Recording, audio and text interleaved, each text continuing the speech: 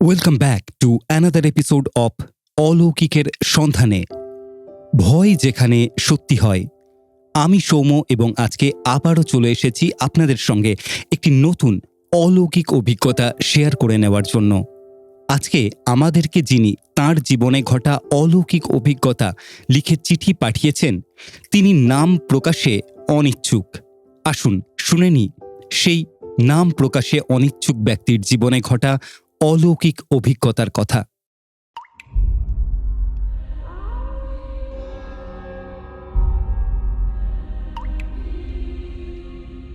এই পৃথিবীতে কিছু ঘটনার কোনো ব্যাখ্যা হয় না। ওয়েলকাম টু অলৌকিকের সন্ধানে। ভয় যেখানে সত্যি হয়। আমি সৌম্য, আর আমি রয়েছি রণদীপ আপনাদের সঙ্গে।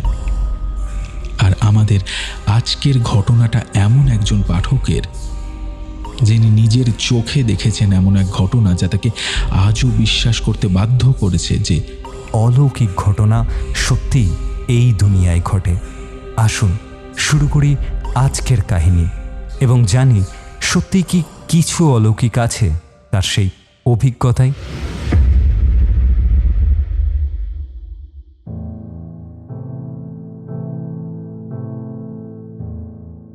প্রিয় সৌম্যদা, নমস্কার। আমি আপনাদের চ্যানেল অলৌকিকের সন্ধানের নিয়মিত দর্শক।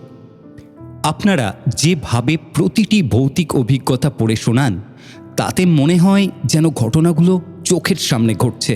আজ আমি নিজের একটি অভিজ্ঞতা শেয়ার করতে চাইছি, যা আমার জীবনের সবচেয়ে ভয়ঙ্কর এবং অবিশ্বাস্য ঘটনা। আমার নাম প্রকাশ করতে চাইছি না, কারণ এই ঘটনার পর থেকে আমার মানসিক অবস্থা এমন যে আমি চাই না কেউ আমাকে চিনে ফেলুক বা এই বিষয়ে কোনো প্রশ্ন করুক। শুধু এটুকু বলি যে আমি গড়িয়ার বাসিন্দা, আর যে ঘটনা বলতে যাচ্ছি সেটা ঘটেছিল গাংনাপুরে, আমার পিসির বাড়িতে। ঘটনাটা ঘটেছিল গত বছরের অক্টোবর মাসে, দুর্গাপুজোর ঠিক পরের সপ্তাহে। কলকাতার বুকে তখন পুজোর রেশ কাটেনি, বিজয়ার কোলাকুলি আর মিষ্টিমুখ চলছে। কিন্তু আমার মনের অবস্থা তখন মোটেই ভালো ছিল না। অফিসের কাজের চাপ আর ব্যক্তিগত জীবনের কিছু সমস্যায় আমি মানসিকভাবে খুব বিধ্বস্ত ছিলাম। ঠিক সেই সময় আমার পিসি আমাকে বারবার ফোন করে বলেছিলেন যে আমি যেন তাঁর বাড়িতে কিছু দিনের জন্য থাকতে যাই। পিসেমশাই অনেক দিন আগে মারা গেছেন, প্রায় বছর 10 হতে চলল। পিসি একদম একা থাকেন। তাঁদের একমাত্র ছেলে মানে আমার পিস্তত দাদা সপরিবারে আমেরিকায় সেটেলড। পিসির বয়স হয়েছে, শরীরে নানা রকমের রোগবালাই বাসা বেঁধেছে। তাই আমার মা এক প্রকার জোর করেই বললেন যে আমি যেন কিছুদিন পিসির সাথে থেকেই আসি। এতে পিসিরও ভালো লাগবে আর আমার একটু মন বদলও হবে। আমিও ভাবলাম শহরের এই যান্ত্রিক কোলাহল, ধুলো আর ধোঁয়া থেকে একটু দূরে গিয়ে শান্তিতে কিছুদিন কাটাই। গ্রামের খোলামেলা হাওয়ায় হয়তো মনের ভারটা একটু হলেও হালকা হবে। কিন্তু আমি তখন ঘুণাক্ষরেও জানতাম না যে এই সিদ্ধান্তটাই আমার জীবনের সবচেয়ে ভয়ঙ্কর অভিজ্ঞতার কারণ হয়ে দাঁড়াবে এবং আমাকে এমন এক অন্ধকারের মুখোমুখি দাঁড় করাবে যার অস্তিত্ব আমি স্বপ্নেও কল্পনা করিনি। গাংনাপুর জায়গাটা নদিয়া জেলার অন্তর্গত হলেও কলকাতা থেকে বেশ দূরে। শিয়ালদা থেকে ট্রেনে রানাঘাট, সেখান থেকে আবার লোকাল ট্রেনে বা বাসে করে পৌঁছাতে হয়। আমরা অবশ্য অম্বিকা কালনা হয়ে একটা অন্য রুটে যেতাম ছোটবেলায়। এবারও সেই পথটাই ধরলাম। স্টেশনে নেমে একটা টোটো ঠিক করলাম। গ্রামের রাস্তা পিচ ঢালা হলেও বহু জায়গায় উঠে গেছে, লাল মোড়াম বেরিয়ে আছে। রাস্তার দুপাশে দিগন্ত বিস্তৃত ধানক্ষেত, শরতের আকাশ তখন নীল, পেঁজা তুলোর মতো মেঘ ভেসে বেড়াচ্ছে। মাঝে মাঝে কিছু বাঁশ বাগান আর আম কাঁঠালের বাগান। গ্রামটা এমনিতে বড্ড শান্ত, কিন্তু সেই শান্তির মধ্যে একটা অদ্ভুত নির্জনতা ছিল, যেটা আমার মনের মধ্যে কেমন একটা অস্বস্তি তৈরি করেছিল। পিসির বাড়িটা গ্রামের একদম শেষ প্রান্তে। লোকালয় যেখানে শেষ হয়ে জঙ্গল আর ফাঁকা মাঠ শুরু হয়েছে, ঠিক সেই সীমানায় একটা বিশাল পুরনো আমলের দোতলা বাড়ি, লাল ইটের দেওয়াল আর মাঝে মাঝে শ্যাওলা জমেছে। জানলাগুলো খড়খড়ির, দরজায় কড়া নাড়ার ব্যবস্থা। বাড়িটার সামনে একটা মস্ত উঠোন, একপাশে তুলসী মঞ্চ আর অন্য পাশে একটা ভাঙা দালান। বাড়িটার পেছনেই একটা বিশাল বড় পুকুর, যার জল কালচে সবুজ। পুকুর ধারে বড় বড় সুপারি আর নারকেল গাছের সারি। দিনের বেলাতেও সেখানে আলো আঁধারি খেলা করে। আর সেই পুকুরের ঠিক পাশেই একটা অশ্বত্থ গাছের জটাজুটোর নিচে একটা পরিত্যক্ত মন্দির। মন্দিরটা দেখলেই গা কেমন ছমছম করে ওঠে। চূড়াটা ভেঙে গেছে, দেওয়ালের গায়ে বেশ কয়েক জায়গায় ফাটল ধরেছে, আর সেই ফাটল দিয়ে বট গাছের শিকড় এমনভাবে নেমেছে যেন মন্দিরটাকে কেউ আষ্টে পৃষ্ঠে বেঁধে রেখেছে। মন্দিরটা দেখতে খুবই ভয়ানক লাগতো। ভাঙাচোরা দেওয়াল, জঙ্গলে ঢাকা, আর একটা অদ্ভুত নিস্তব্ধতা সবসময় ওই জায়গাটাকেই ঘিরে থাকতো। কোনো পাখির ডাক নেই, কোনো পোকার আওয়াজ নেই, যেন এক মৃত্যুপুরী। আমি যেদিন পৌঁছালাম সেদিন বিকেল প্রায় 5টা বাজে। সূর্য তখন পশ্চিম আকাশে ঢলে পড়েছে। চারিদিকে একটা গোধূলির ম্লান আলো। পিসি সদর দরজায় দাঁড়িয়েছিলেন। আমাকে দেখেই তাঁর মুখে একচিলতে হাসি ফুটে উঠল, কিন্তু সেই হাসির আড়ালে আমি যেন এক গভীর বিষণ্ণতা আর ভয় দেখতে পেলাম। তিনি খুব খুশি হয়ে আমাকে বরণ করলেন, শাঁখ বাজালেন। বাড়ির ভেতরটা বেশ সুন্দর, পরিষ্কার পরিচ্ছন্ন। পুরনো দিনের আসবাবপত্র, ভারী কাঠের আলমারি, পালঙ্ক সব কিছুই খুব যত্ন করে রাখা। কিন্তু একটা ব্যাপার আমার প্রথম থেকেই খটকা লাগছিল।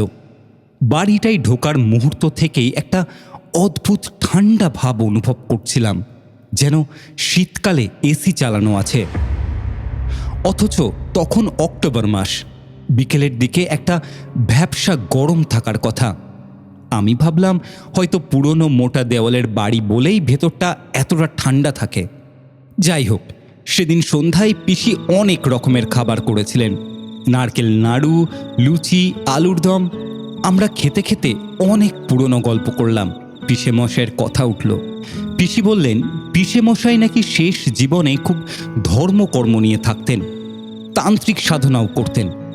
কথাটা শুনে আমি একটু অবাক হলাম বটে, কারণ পিসেমশাইকে আমি খুব রাশভারী সরকারি চাকুরি হিসেবেই জানতাম। খাওয়ার পর পিসি আমার জন্য দোতলায় একটা ঘর গুছিয়ে দিলেন। ঘরটা বেশ বড়, দক্ষিণ খোলা, একটা বিশাল পালঙ্ক পাতা, তার উপর দুধ সাদা মশারি টাঙানো। ঘরের একপাশে একটা বড় জানলা দিয়ে সোজা পেছনের সেই কালচে পুকুর আর ভাঙা মন্দিরটা দেখা যায়। আমি শুয়ে পড়লাম, কিন্তু অদ্ভুত ব্যাপার, কিছুতেই ঘুম আসছিল না। বিছানাটা যথেষ্ট আরামদায়ক, কিন্তু মনের ভেতর একটা অস্থিরতা কাজ করছিল। ঘড়ির কাঁটার টিকটিক শব্দ স্পষ্ট। রাত যত বাড়তে লাগলো, বাইরের নিস্তব্ধতা যেন আরও গভীর হলো। ঝিঁঝি পোকার ডাকও শোনা যাচ্ছিল না। রাত প্রায় 11টা বাজে। হঠাৎ আমার কেন জানি না মনে হলো জানলার বাইরে কেউ যেন দাঁড়িয়ে আছে। আমার ঘরটা দোতলায়, তাই জানলার বাইরে কারো দাঁড়িয়ে থাকা অসম্ভব, যদি না সে হাওয়ায় ভাসে। আমি যুক্তি দিয়ে নিজেকে বোঝালাম যে এটা মনের ভুল, কিন্তু অনুভূতিটা এতটাই তীব্র ছিল যে আমি আর শুয়ে থাকতে পারলাম না। আমি উঠে জানলার কাছে গেলাম। জানলার শিকগুলো ঠান্ডা, যেন বরফের মতো। আমি পর্দাটা সরিয়ে বাইরে তাকালাম। বাইরে তখন চাঁদের আলোয় সব কিছু ভেসে যাচ্ছে। পুকুরের জল চাঁদের আলোয় চিকচিক করছে, আর ঠিক সেই পুকুরের বাঁধানো ঘাটে একটা সাদা শাড়ি পরা মহিলা দাঁড়িয়ে আছেন। তাঁর পিঠটা আমার দিকে, চুলগুলো খোলা, পিঠ ছাপিয়ে কোমর পর্যন্ত নেমে এসেছে। আমি ভাবলাম হয়তো গ্রামের কেউ জল নিতে এসেছে, তাই বলে এত রাতে। গ্রামের মানুষ তো সন্ধ্যের পরেই ঘরে ঢুকে যায়। আর পুকুর পাড়টা তো বাড়ির পেছনের সীমানায়। এখানে বাইরের লোকের আসা খুবই কঠিন। আমি এক দৃষ্টে তাকিয়ে রইলাম। হঠাৎ খেয়াল করলাম হাওয়া নেই, গাছের পাতা নড়ছে না, কিন্তু ওই মহিলার খোলা চুলগুলো উড়ছে, যেন অদৃশ্য কোনো ঝড়ে তাঁর চুলগুলো বিক্ষিপ্ত হচ্ছে। আমার গলার ভেতরটা শুকিয়ে গেল। আমি ভালো করে তাকাতেই মহিলাটা হঠাৎ করেই খুব ধীরে ধীরে আমার দিকে ঘুরতে শুরু করলেন। মনে হলো কোনো যান্ত্রিক পুতুলের মতোই তাঁর শরীরটাও ঘুরছে। যখন তিনি পুরোপুরি আমার দিকে ফিরলেন, সেই মুহূর্তে আমার শরীরে যেন বিদ্যুৎ খেলে গেল। আমার মেরুদণ্ড দিয়ে একটা হিম শীতল স্রোত নেমে গেল। মহিলার মুখে কোনো চোখ, নাক, মুখ এসব কিছুই নেই, একদম ফাঁকা, মসৃণ, যেন একদলা মাংসপিণ্ড ঘাড়ের উপর বসানো। চাঁদের আলোয় সেই মুখহীন মুখটা চকচক করছিল। আমি আতঙ্কে চিৎকার করে উঠলাম, কিন্তু গলা দিয়ে কোনো আওয়াজ বেরোলো না। দ্রুত হাতে জানলা বন্ধ করে পর্দা টেনে দিলাম। হাত পা কাঁপছিল, বুকের ভেতর হৃৎপিণ্ড যেন ছিঁড়ে বেরিয়ে আসবে। আমি দরজায় ঠেস দিয়ে বসে রইলাম। মনে হচ্ছিল এখনই কেউ জানলা ভেঙে ঘরে ঢুকে আসবে। সারা রাত আমি চোখের পাতা এক করতে পারিনি। প্রতিটা মুহূর্ত কেটেছে মৃত্যুর ভয়ে। পরদিন সকালে সূর্য ওঠার পর ভয়টা কিছুটা কমল। পিসিকে কিছু বললাম না। ভাবলাম পিসি একা থাকেন, তাকে বেকার ভয় পাইয়ে কোনো লাভ নেই। তাছাড়া হতে পারে আমারই মনের ভুল, বা জার্নির ক্লান্তিতে হ্যালুসিনেট করেছি। কিন্তু মনের খচখচানিটা গেল না। সেদিন দুপুরবেলা ভাত খাওয়ার সময় আমি পিসিকে জিজ্ঞেস করলাম, আচ্ছা পিসি, এই পেছনের মন্দিরটার ব্যাপারে কিছু জানো? ওটা অমন ভাঙাচোরা কেন গো? পিসির হাতটা ভাতের গ্রাস মুখে তোলার আগেই থেমে গেল। তিনি কিছুক্ষণ চুপ করে রইলেন। তাঁর চোখ মুখ শক্ত হয়ে উঠল। তারপর খুব নিচু গলায় বললেন, ওই মন্দিরে যাস নে, ওদিকের জানলাগুলোও না বন্ধই রাখবি, বুঝলি? ওইটা অনেক দিন ধরেই পরিত্যক্ত পড়ে আছে। গ্রামের লোকেরা বলে ওখানে নাকি ভূত প্রেত থাকে, জায়গাটা ভালো না। আমি হেসে উড়িয়ে দিতে চাইলাম, ধ্যাৎ, কি যে বলো, এই শতাব্দীতে দাঁড়িয়েও তুমি এসব বিশ্বাস করো? কিন্তু পিসির মুখের গম্ভীর আর ভীত ভাবটা আমাকে অস্বস্তিতে ফেলে দিল। তিনি শুধু বললেন, সব কিছু তর্কে বোঝা যায় না রে, সাবধানে থাকিস। সেদিন বিকেলটা খুব গুমোট ছিল। আকাশে মেঘ জমেছে, কিন্তু বৃষ্টি হচ্ছে না। আমি সন্ধ্যাবেলা গ্রামের মেঠো পথ ধরে একটু হাঁটতে বেরিয়েছিলাম। গ্রামের পরিবেশটা কেমন যেন থমথমে। পথে খুব একটা লোকজনেরও দেখা নেই। ফেরার পথে গ্রামেরই এক চায়ের দোকানের সামনে দিয়ে আসছিলাম। সেখানে বেঞ্চে বসে থাকা একজন জড়া জীর্ণ চেহারার বয়স্ক মানুষ আমাকে দেখে ডাকলেন। তাঁর চোখে মোটা লেন্সের চশমা, হাতে একটা লাঠি। তিনি আমাকে থামিয়ে জিজ্ঞেস করলেন, তুমি কি মাধবীদির বাড়িতে থাকছ? ওই শেষের দোতলা বাড়িটায়? আমি মাথা নেড়ে বললাম, হ্যাঁ দাদু, ওটা আমার পিসির বাড়ি, পিসির কাছেই এসেছি। বৃদ্ধ মানুষটি আমার দিকে কিছুক্ষণ এক দৃষ্টে তাকিয়ে রইলেন। তাঁর ঘোলাটে চোখে যেন একরাশ আতঙ্ক ফুটে উঠল।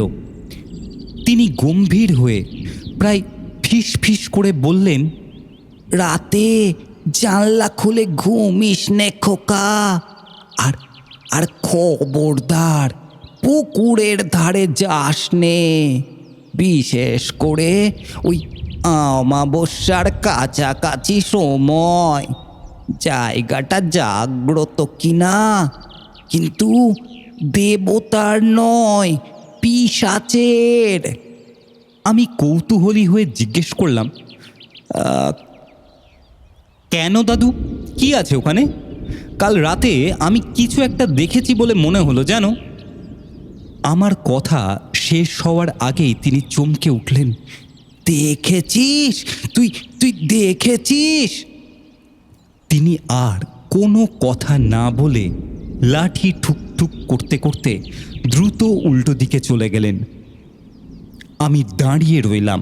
এক অদ্ভুত শিহরণ আমার শরীর জুড়ে খেলে গেল। সেই রাতে আমি সিদ্ধান্ত নিলাম যে জানলা বন্ধ রাখব এবং জানালার ছিটকেনি ভালো করে আটকে দেব। রাত গভীর হলো, বাইরে ঝিঝি পোকার ডাক শোনা যাচ্ছে। আমি বিছানায় শুয়ে এপাশ ওপাশ করছি, মধ্যেখানে একটু চোখ লেগে এসেছিল। রাত 1টার দিকে হঠাৎ আমার সেই তন্দ্রা ছুটে গেল। কোনো শব্দে নয়, বরং মনে হলো ঘরের বাতাসের চাপ পাল্টে গেছে। কানের কাছে কেউ যেন খুব মিহি স্বরে কথা বলছে। মনে হলো কেউ যেন আমার নাম ধরে ডাকছে, একটা মৃদু কিন্তু স্পষ্ট মহিলা কণ্ঠস্বর। এসো, এসো এখানে, এসো না, এসো। আমি ধরফর করে উঠে বসলাম। ঘর অন্ধকার, শুধু ভেন্টিলেটর দিয়ে আসা রাস্তার ল্যাম্প পোস্টের সামান্য আলো। আবার সেই ডাক, এবার আরও স্পষ্ট, যেন জানালার ঠিক ওপাশ থেকে আসছে। এসো, আমার কাছে এসো, আমি অনেক দিন ধরে অপেক্ষা করছি, এসো। কণ্ঠস্বরটা এত মিষ্টি আর সম্মোহিনী ছিল যে আমার মনে হলো আমি যেন নিজের ইচ্ছে শক্তি হারিয়ে ফেলেছি। আমার শরীরটা নিজের থেকেই বিছানা ছেড়ে জানালার দিকে এগিয়ে যেতে লাগলো। আমি প্রাণপণ চেষ্টা করলাম নিজেকে আটকাতে। গা ছমছম করে উঠল। আমি চোখ বন্ধ করে শুয়ে রইলাম। মনে মনে হনুমান চালিসা পড়তে লাগলাম। ভূত পিশাচ নিকটে नहीं आवे, মহাবীর জপ নাম শোনাবে। কিন্তু ডাক থামল না। বারবার এক টানা সেই মৃদু কণ্ঠস্বর, এসো, আমার কাছে এসো। সেই ডাকের মধ্যে একটা কান্নার সুর ছিল, আবার একটা তীব্র আক্রোশ। আমি আর সহ্য করতে না পেরে এক অদম্য কৌতূহলের বশবর্তী হয়ে বিছানা থেকে উঠে পড়লাম। কাঁপতে কাঁপতে জানালার কাছে গিয়ে দাঁড়ালাম। পর্দার ফাঁক দিয়ে একটু উঁকি মারলাম। যা দেখলাম তাতে আমার মাথা ঘুরে যাওয়ার অবস্থা হলো। পুকুরের ধারে সেই সাদা শাড়ি পরা মহিলা দাঁড়িয়ে আছেন, কিন্তু আজ তিনি একা নন। তার চারপাশে আরও 5-6 জন সাদা কাপড় পরা মানুষের ছায়া মূর্তি। তাদের শরীরগুলো অস্পষ্ট, ধোঁয়ার মতো, কিন্তু তাদের অবয়ব মানুষের মতোই। সবাই একসাথে একটা বৃত্ত তৈরি করে দাঁড়িয়ে আছে এবং মনে হচ্ছিল তারা কোনো অদ্ভুত নৃত্য করছে। তাদের হাতগুলো আকাশের দিকে তোলা, মাথাগুলো অদ্ভুতভাবে ঝোলানো। কিন্তু সবচেয়ে ভয়ের ব্যাপার হলো তাদের পা মাটি থেকে প্রায় 2 ফুট উপরে ভাসছে। তারা শূন্যে ভেসে ভেসে ঘুরছিল, আর তাদের মাঝখানে সেই মন্দিরটা থেকে একটা নীলচে আলো বেরোচ্ছিল। দৃশ্যটা এতই অলৌকিক আর ভয়াবহ ছিল যে আমার শ্বাস বন্ধ হয়ে আসছিল। মনে হচ্ছিল তারা কোনো শয়তানের আরাধনা করছে। হঠাৎ সেই বৃত্তের মাঝখানের মহিলাটি থেমে গেলেন এবং সোজা আমার জানলার দিকে তাকালেন। সেই মুখহীন মুখ। আমি আর সহ্য করতে পারলাম না। হিমশিম খেয়ে পর্দা টেনে দিলাম এবং বিছানায় এসে কম্বল মুড়ি দিয়ে শুয়ে পড়লাম। আমার সারা শরীর ঘামে ভিজে গেছে, দাঁতে দাঁত লেগে ঠক ঠক আওয়াজ হচ্ছে। সারা রাত আমি ওইভাবেই কাঁপতে কাঁপতে কাটালাম। মনে হচ্ছিল এখনই জানলার কাঁচ ভেঙে ওরা ভেতরে ঢুকে আসবে। পরদিন সকালে আমার চেহারা দেখে পিসি শিউরে উঠলেন। আমার চোখের নিচে কালি, মুখ ফ্যাকাশে। আমি আর থাকতে না পেরে পিসিকে সব কিছু খুলে বললাম। মুখহীন মহিলা, সেই ডাক আর ভাসমান নাচের দৃশ্য সব শুনে পিসি ধপ করে সোফায় বসে পড়লেন। তার চোখ দিয়ে জল গড়িয়ে পড়ল। তিনি দীর্ঘশ্বাস ফেলে বললেন, আমি জানতাম তুমি দেখে ফেলবে। আমারই ভুল হয়েছে তোমায় আসতে বলা। এই বাড়িতে প্রায়ই এমন হয়। তোমার পিসমশাই বেঁচে থাকতে আমরা দুজনেই এসব দেখতাম, কিন্তু কাউকে বলতাম না। লোকে পাগল ভাববে, কেউ বিশ্বাস করবে না। আমি ভয়ে ভয়ে জিজ্ঞেস করলাম, কিন্তু ওরা কারা পিসি? কেন ওরা এখানে আসে? এই মন্দিরটার আসল রহস্য কি বলো তো? পিসি এক গ্লাস জল খেলেন, তারপর কাঁপা কাঁপা গলায় বলতে শুরু করলেন, ওই মন্দিরে নাকি অনেক বছর আগে একটা ভয়ঙ্কর ঘটনা ঘটেছিল। তখন আমি এই বাড়িতে বউ হয়ে আসিনি। গ্রামের প্রবীণদের কাছে শুনেছি, প্রায় 50-60 বছর আগের কথা। এক ভিনদেশি তান্ত্রিক এসে আস্তানা গড়েছিল ওই পোড়া মন্দিরে। লোকটা ছিল ঘোর অঘোরী, শ্মশানে থাকত, মরা নিয়ে সাধনা করত। প্রথমে গ্রামের লোকেরা তাকে ভয় পেত, আবার ভক্তিও করত। সে নাকি অনেক দুরারোগ্য ব্যাধি সারিয়ে দিত। কিন্তু ধীরে ধীরে তার আসল রূপ প্রকাশ পেতে শুরু করলো। অমাবস্যার রাতে মন্দির থেকে বাচ্চার কান্নার আওয়াজ আসত। গ্রামের বেশ কয়েকটা শিশু নিখোঁজ হয়ে যেতে শুরু করলো। গ্রামের লোকেরা সন্দেহ শুরু করলো। এক কাল রাত্রিতে গ্রামের কয়েকজন সাহসী যুবক মশাল জেলে মন্দিরে হানা দিল। তারা গিয়ে দেখল এক বীভৎস দৃশ্য। ওই তান্ত্রিক একটা বাচ্চা মেয়েকে বলি দেওয়ার প্রস্তুতি নিচ্ছে। উন্মত্ত জনতা আর বিচার বিবেচনা করেনি। তারা তান্ত্রিককে ধরে ওই মন্দিরেই আটকে দিল, আর তারপর মন্দিরে আগুন ধরিয়ে দিল। আগুন যখন দাউ দাউ করে জ্বলছে, তখন নাকি ওই তান্ত্রিকের অট্টহাসি শোনা যাচ্ছিল। সে পুড়তে পুড়তে অভিশাপ দিয়েছিল, আমি ফিরব, রক্তের ঋণ রক্ত দিয়েই শোধ করব। এই মাটি আমার। সেই থেকে ওই জায়গাটা অশুদ্ধ। যারা মারা গিয়েছিল তাদের আত্মা নাকি এখনো ওখানে ঘুরে বেড়ায়, সেই তান্ত্রিকের দাস হয়ে। আমার মাথায় যেন বাজ পড়ল। আমি বললাম, পিসি, আমি আর এক মুহূর্ত থাকতে পারবো না এখানে। আমি আজই ফিরে যাব। এই অভিশপ্ত বাড়িতে থাকা আমার পক্ষে সম্ভব না। পিসি আমার হাত খপ করে ধরে ফেললেন। তার হাতটা বরফের মতো ঠান্ডা। তিনি মিনতি করে বললেন, আর মাত্র কটা দিন থাক, আর 3টে দিন থাক। আজ বাদে কাল অমাবস্যা। এই সময় আমার একা খুব ভয় পাই। তোর পিসমশাই মারা যাওয়ার পর থেকে আমি প্রতি রাতে ভয়ে মরি। তুই থাকলে একটু সাহস পাই। প্লিজ, আমাকে একা ফেলে যাস না। পিসির চোখের জল দেখে আমি দোটানায় পড়ে গেলাম। একদিকে আমার প্রাণ ভয়, আর অন্যদিকে পিসির অসহায়তা। শেষ পর্যন্ত মায়ের কাছে হার মানলাম। আমি রাজি হলাম, কিন্তু ভেতরে ভেতরে খুব ভয় পাচ্ছিলাম। ঠিক করলাম, আর মাত্র 2 দিন, তারপরেই ফিরে যাব। সেই দিন থেকে আমি সন্ধ্যার পর ঘরের বাইরে বেরোতাম না। সন্ধ্যা নামলেই সারা বাড়িতে অদ্ভুত সব শব্দ হতো। কখনো ছাদের উপর ভারী পায়ের আওয়াজ, কখনো সিঁড়ি দিয়ে কেউ ওঠানামা করছে, কখনো মনে হতো রান্নাঘরে বাসনপত্র পড়ার শব্দ হচ্ছে। আমি আর পিসি সন্ধ্যার পর এক ঘরে বসে থাকতাম। পিসি অনবরত নাম জপ করতেন, কিন্তু তৃতীয় রাতে, অর্থাৎ অমাবস্যার আগের রাতে যা ঘটল তা আমার জীবনের সবচেয়ে ভয়ঙ্কর অভিজ্ঞতা। সেদিন রাত প্রায় 2টো বাজে। আমি পিসির পাশের ঘরে শুয়েছিলাম। হঠাৎ আমার ঘুম ভেঙে গেল একটা তীব্র ঠান্ডা অনুভূতিতে। মনে হচ্ছিল যেন আমি একটা ডিপ ফ্রিজের ভেতরে শুয়ে আছি। হাড়ে হাড়ে কাঁপুনি ধরানো ঠান্ডা। আমি চোখ খোলার চেষ্টা করলাম, কিন্তু পারলাম না। শরীরটা কেমন যেন অবশ হয়ে আছে। অনেক কষ্টে চোখ খুলে দেখলাম আমার ঘরে একটা ঘন কুয়াশার মতো কিছু ঢুকে এসেছে। জানলা দরজা সব বন্ধ, তবুও এই ধোঁয়া বা কুয়াশা দেওয়ালের ফাটল আর দরজার নিচ দিয়ে সাপের মতো এঁকে বেঁকে ঘরে ঢুকছে। কুয়াশাটা ধীরে ধীরে ঘনীভূত হয়ে একটা আকৃতি নিতে শুরু করলো।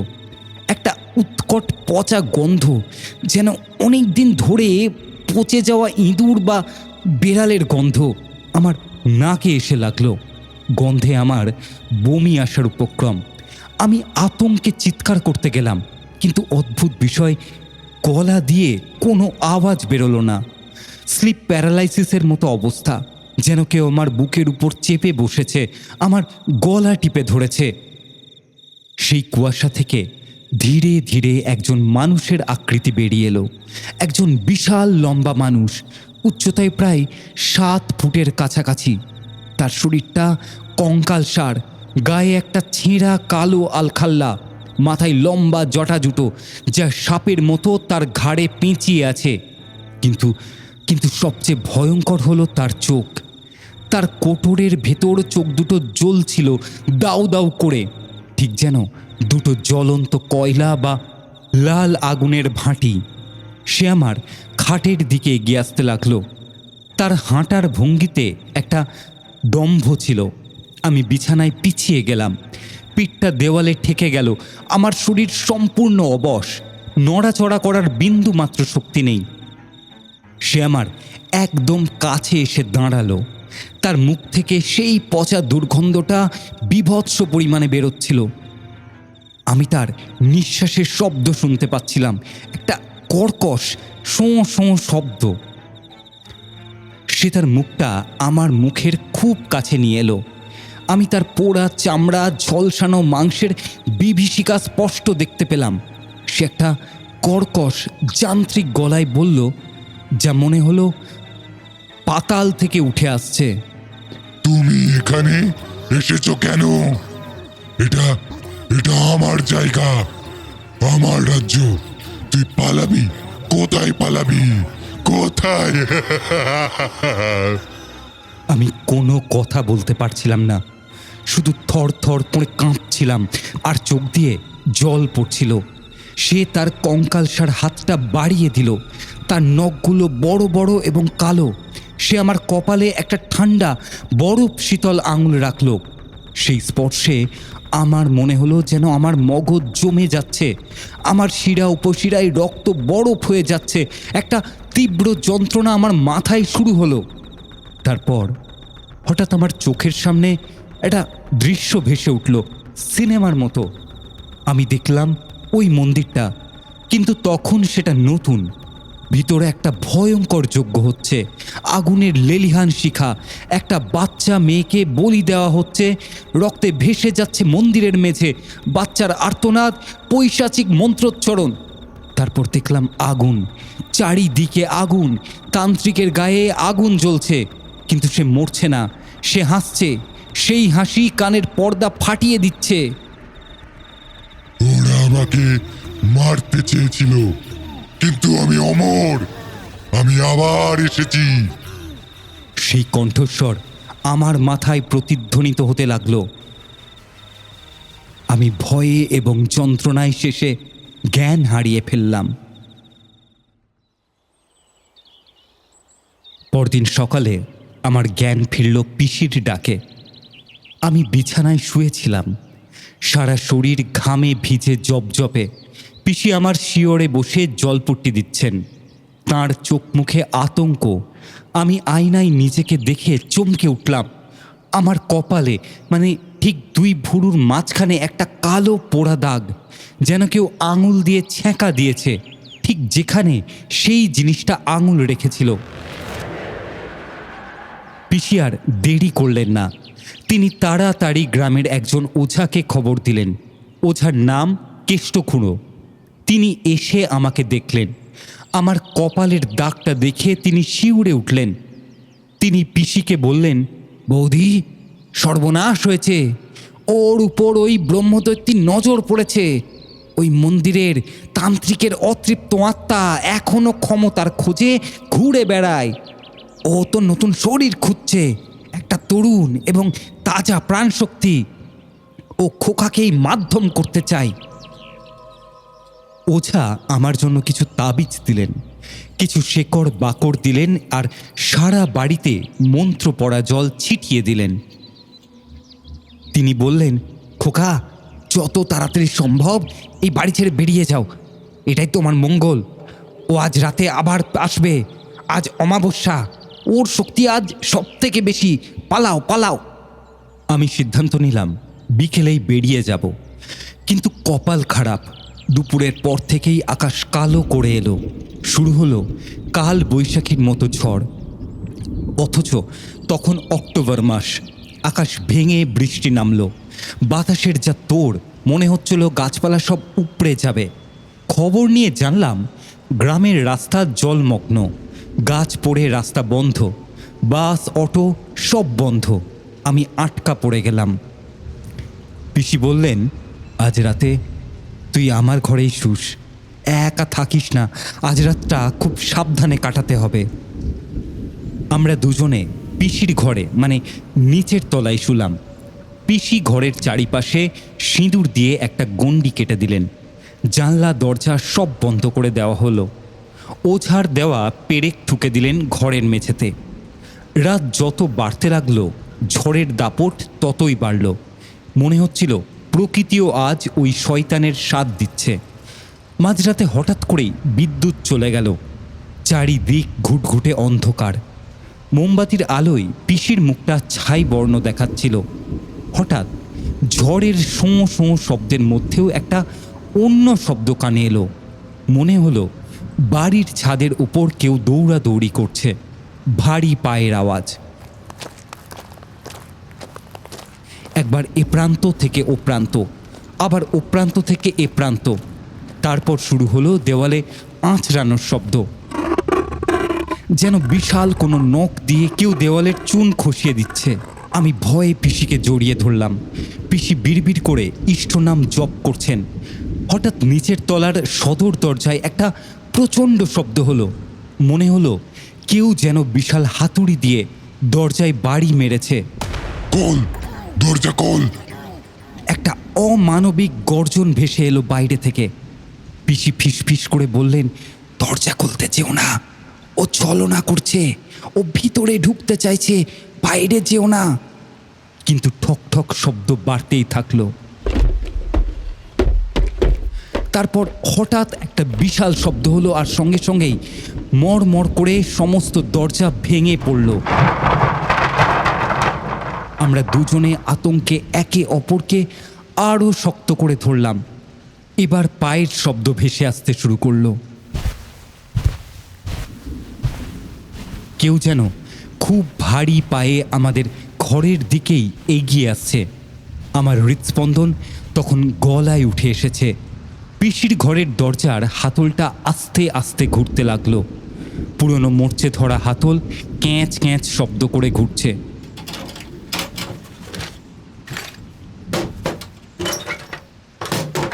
পুরনো মরচে পড়া হাতল ক্যাঁচ ক্যাঁচ শব্দ করেই ঘুরছে। আমি চোখ বন্ধ করে শেষবারের মতো ভগবানের নাম নিতে লাগলাম। ছিটকিনিটা ভেতর থেকে লাগানো ছিল, কিন্তু সেটা যেন কোনো অদৃশ্য শক্তির চাপে দুমড়ে মুচড়ে যেতে লাগলো। হঠাৎ এক ঝটকায় দরজা খুলে গেল। দমকা হাওয়ায় মোমবাতিটা পুরোপুরি নিভে গেল। বিদ্যুতের ঝলকে এক মুহূর্তের জন্য দেখা গেল সেই বিশাল লম্বা একটা কালো ছায়া।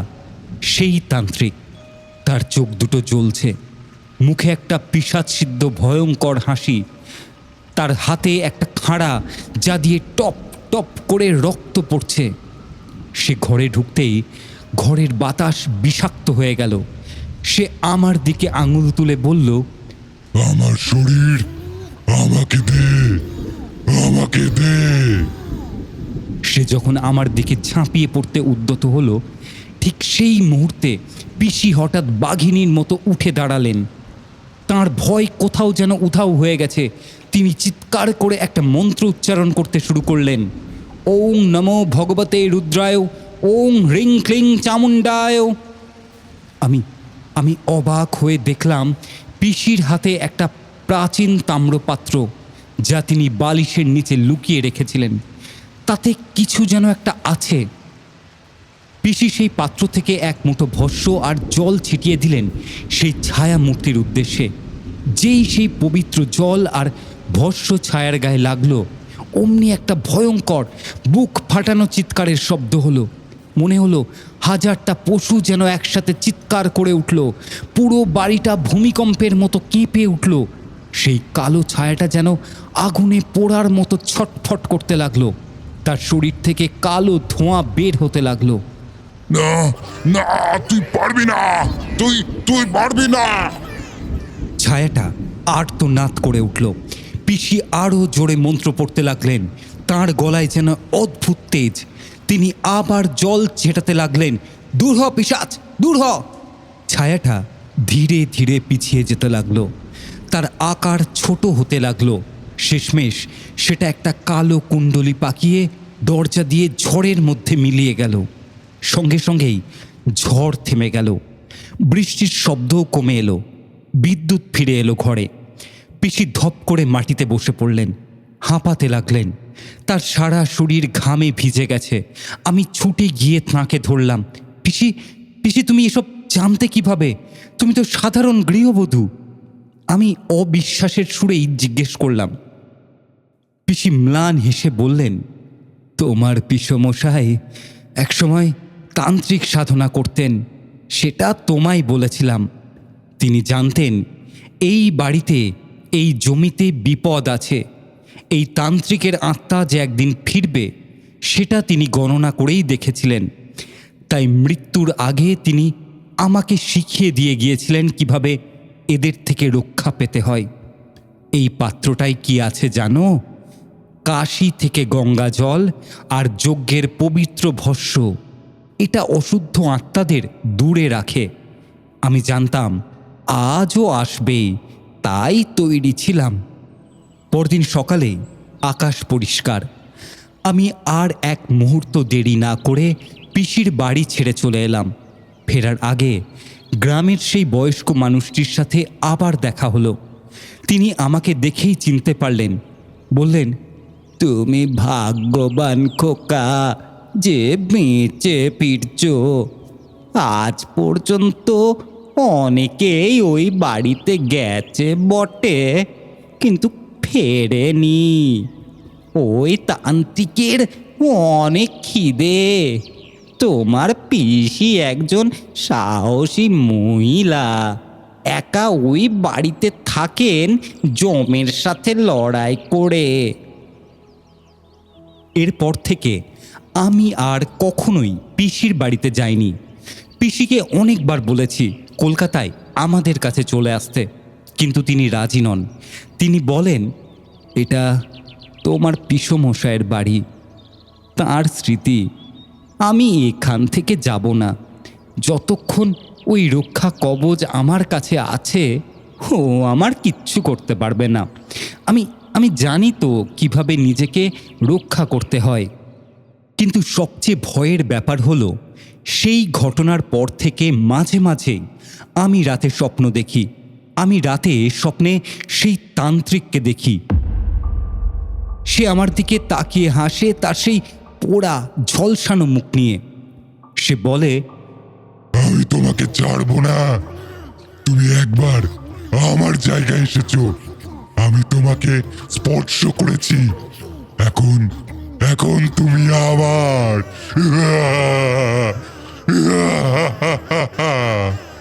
আমার কপালের সেই কালো দাগ এখনো আছে।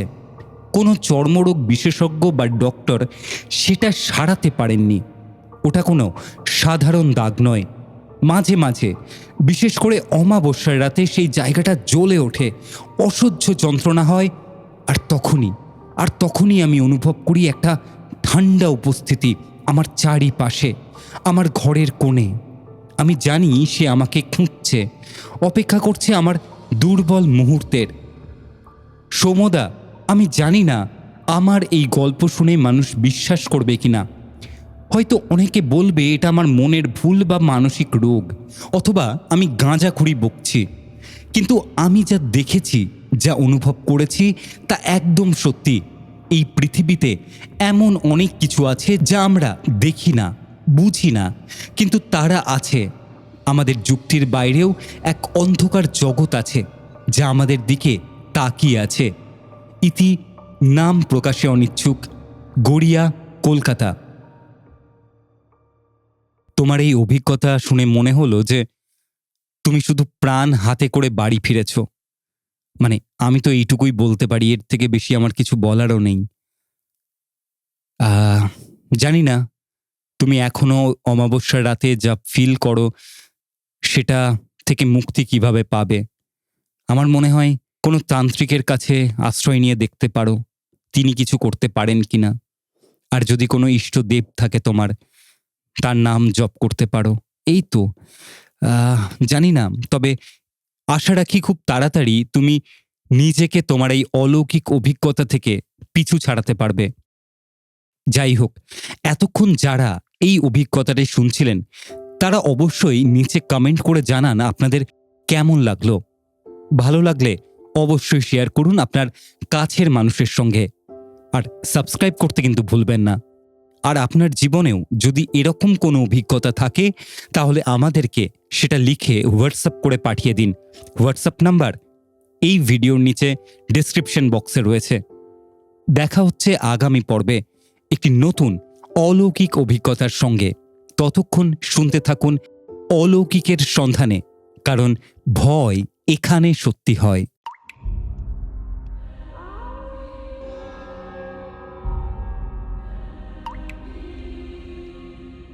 এভাবেই শেষ হলো আজকের সত্যিকারের অলৌকিক অভিজ্ঞতা। আপনার জীবনেও যদি ঘটে থাকে এমন কোনো রহস্যময় ঘটনা, তাহলে এখনই লিখে পাঠান আমাদের হোয়াটসঅ্যাপ নাম্বারে। নাম্বারটা হলো 9474422000। আরেকবার বলে দিই, 9474422000। শুধুমাত্র বাংলা ফন্টে টাইপ করেই পাঠাবেন। আর সাবস্ক্রাইব করতে ভুলবেন না অলৌকিকের সন্ধানে, কারণ ভয় এখানে সত্যি হয়।